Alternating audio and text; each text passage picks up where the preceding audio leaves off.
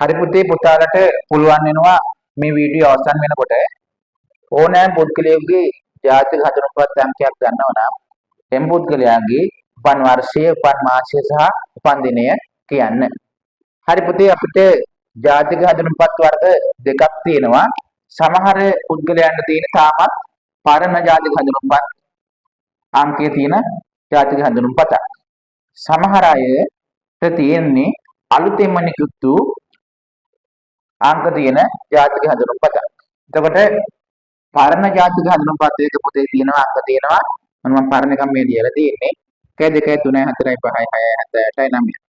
අලුත් එකක් තියෙනවා 1 2 3 4 5 6 7 8 9 10 11යි 12ක් තියෙනවා. එතකොට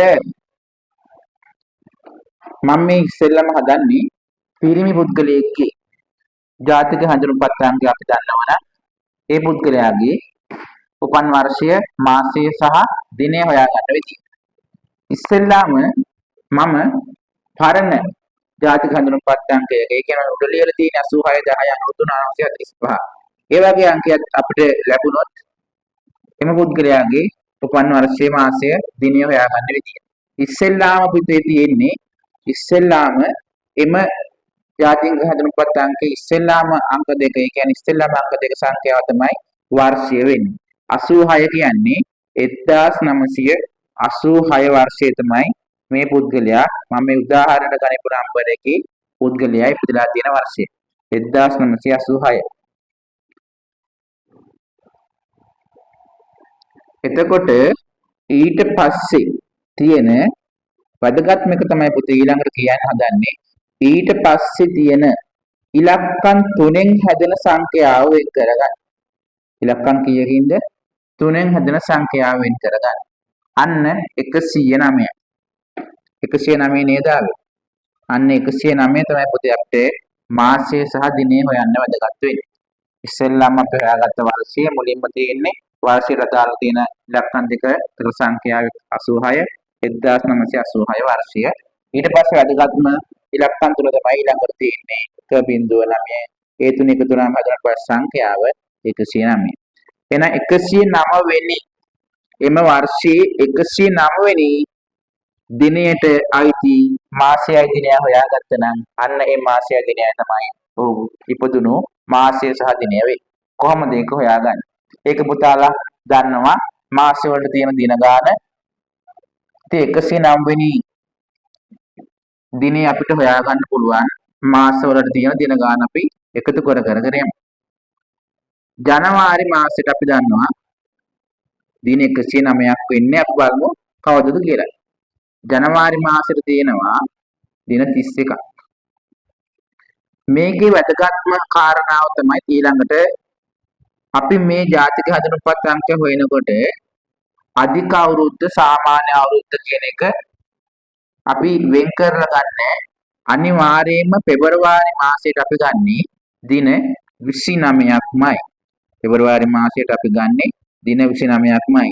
අය පුතාලි ඉගෙනගෙන තියෙන්නේ අධික අවුරුද්දක විතරයි පෙබරවාරි මාසෙ 29 තියෙනවා කියලා. නෑ මේවා ගන්න හදනකොට අපි පෙබරවාරි මාසෙට දින 29ක් තියෙනවා කියලා හිතලා තමයි මේ වගේ ගානක් අපි උපන් දිනය හොයා ගන්නකොට කරන්න වෙන්නේ. එහෙනම් පෙබරවාරි මාසේ 29. එතකොට 29යි 31 අපිට 109ක් නෙන්න ඕනේ. 1යි 9යි 10යි බිඳුව එකක් ඉතුරුයි 4යි 2යි හොඳට 60යි. පෙබරවාරි මාසේ ඊට පස්සේ මාර්තු මාසේ. මේ මාර්තු මාසේ ගන්නවා දින 31යි. 31ක් එකතු කරාම 60ට 91යි. මාර්තු ඊට පස්සේ අප්‍රේල් දැන් 91යි පුතේ තව අපිට ඕන වෙන්නේ 109න් 91ක් හරි තව අපිට ඕන කීයද 109න් 91ක් අඩු කරා නම් හරි නේද?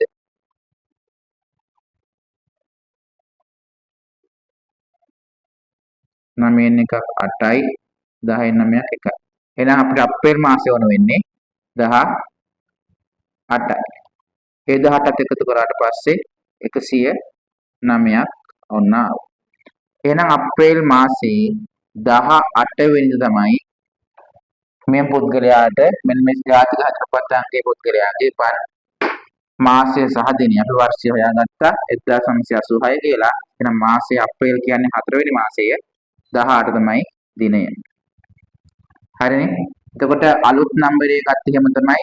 මෙන්න මේ 1986 කියන තැනින් අයින් කරලා ඊළඟට එන අංක තුන තමයි වැදගත් වෙන්නේ. ඒ අංක තුන ගන්න 109මයි එන්නේ. 109න් මම 40 වෙන්නේ. මෙතෙන්ට වෙනත් ඕනෑම සංඛ්‍යාවක් එන්න පුළුවන්. එතකොට අපිට මේ සංඛ්‍යාවත් එක්ක මේ මාසය සහ දිනය හොයාගන්න පුළුවන්. එතකොට බලන්න මේ පිරිමි කෙනෙක්ගේ තමයි අපි හැදුවේ. ඊළඟට ගැහැණු කෙනෙක්ගේ බලන්න ගැහැණු කෙනෙක්ගේ පුතේ අට වඩා චූටි වෙනසක් තියෙනවා. අර විදිහටම සමාන සංකීපයකුත් තියෙනවා. ඉස්සෙල්ලාම අපි මුලින් කරා වගේ මුල්ම අංක දෙක ගත්ත පරණ නම්බරය ගණන් අයින් කරා. ඒතර 90 කියන්නේ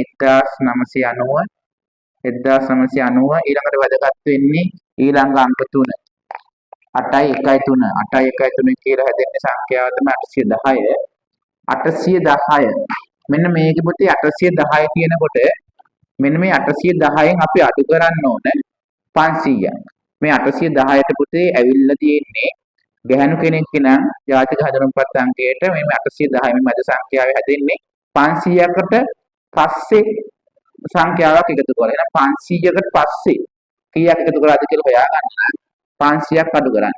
810න් අඩු කරන්න 500ක් අඩු කරන්න. එතකොට 310යි. එහෙනම් පුතේ ගැහැණු කෙනෙක්ගේ හඳුන්වපත් හොයනකොට මෙන්න මේ අංක තුනෙන් අනිවාර්යයෙන්ම කරන්න ඕන මොකද්ද? 500ක් අඩු කරන්න ඕන. 500කින් පස්සේ තමයි මේ සංඛ්‍යාව දාලා තියෙන්නේ. එතකොට 310යි නේද වැඩිපුර තියෙන්නේ 500ට වඩා 310යි. 310 වෙනි දිනය හොයාගත්ත නම් අපිට මේ මාසයේ දිනයයි හොයාගන්න පුළුවන්. අපි අර විදිහටම හොයාගෙන යමු. ජනවාරි මාසෙට 31යි. පෙබරවාරි මාසෙ මං කෝ ස්ථිරව අපි ගන්න 29ම තමයි වෙනස් කරන්නේ නැහැ. ඒක 29මයි. මාර්තු මාසෙට 29යි 31යි 60යි. මාර්තු මාසෙට 31යි. එතකොට ඒ 31ත් එක්ක 91යි. ඊළඟට අප්‍රේල් මාසෙට අපි දන්නවා 30යි. ඒ 30ත් එක්ක 121යි. ඊළඟට මැයි මාසෙට 31යි. එතකොට ඒ 31ත් එක්ක 152යි. අප්‍රේල් මැයි ඊට පස්සේ ජුනි මාසෙට 30යි. ඒ 30ත් එක්ක 182යි. ඊළඟට ජූලි මාසය අපි දන්නවා අවසන් වෙන්නේ 31කින්. එතකොට 31 එකතු කරාම 213යි. 310ක් වෙනකන් අපිට ඕන. ජූලි ඊට පස්සේ අගෝස්තු මාසයේ දින 31යි. ඒ 31 එකතු කරාට පස්සේ 213ට 214යි 244යි. අගෝස්තු මාසෙ ඊට පස්සේ අපි යන්නේ අගෝස්තු මාසෙන් පස්සේ සැප්තැම්බර් මාසය. සැප්තැම්බර් වලට 30යි. එතකොට මෙතන 244ට 30ක් එකතු කරාම 274යි. සැප්තැම්බර්ෙන් පස්සේ ඔක්තෝබර් එන්නේ.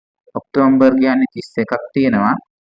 ඒ 30ත් එක්ක 331ත් එක්ක 75යි. තව 30ක් දැම්මොත් 85යි 95යි 305යි. එහෙනම් 310ක් වෙන්නේ ඔක්තෝබර් නොවැම්බර් මාසයෙන් ඕන වෙන්නේ තව දවස් 5යි. ඒ පහත් එක්ක 310ක් ආවා. එහෙනම් පුතේ අන උත්තරේ ආවා අපිට මාසයේ දිනයයි ආවා නොවැම්බර් 5. එතකොට 1990 නොවැම්බර් 5. ඒ කියන්නේ නොවැම්බර් කියන්නේ 11 වෙනි මාසේ 5 වෙනිදා තමයි මෙන්න මේ උපන් ජාතික හඳුන්වපත් අංකයේ අයිති පුද්ගලයාගේ උපන් දිනය වයි. එහෙනම් ඕනෑම කෙනෙකුගේ ජාතික හඳුන්වපත් අංකය දන්නවනම් අපිට යාගේ උපන් වර්ෂය සහ මාසය දිනය හොයලා දෙන්න පුළුවන්. එහෙනම් මේ විදිහට උත්සාහ කරලා බලන්න ඕනම නම්බරයක් අරගෙන එම කෙනාගේ උපන් දිනය හොයා ගන්න පුළුවන්ද කියලා. හරි එහෙනම් පුතේ අපි ආයිත් දවසක හම්බ වෙමු.